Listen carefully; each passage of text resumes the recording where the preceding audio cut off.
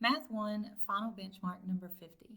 In order to solve the equation 2/3 x minus 3 equals negative 1/3 x minus 6, a student graphs the equations y equals 2/3 x minus 3 and y equals negative 1/3 x minus 6 correctly as shown. Alright, so all they did was divide this up into two equations and graph the one on the left and graph the one on the right. It says they have been graphed correctly, so we don't need to check the graphs. What is or are the solutions to the equation? All right, so this is just a system of equations. We know that the intersection point is the solution.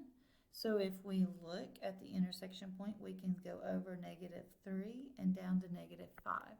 So negative 3, negative 5 is the intersection point.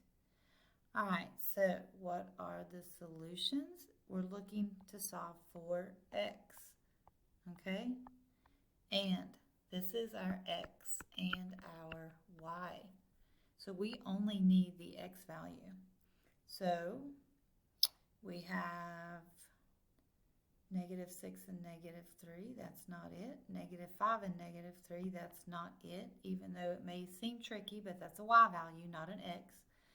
Negative 5, nope, and x is negative 3 only.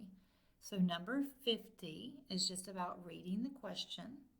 It gives you the graphs, and it says they're graphed correctly. You find the intersection point, which is the xy value.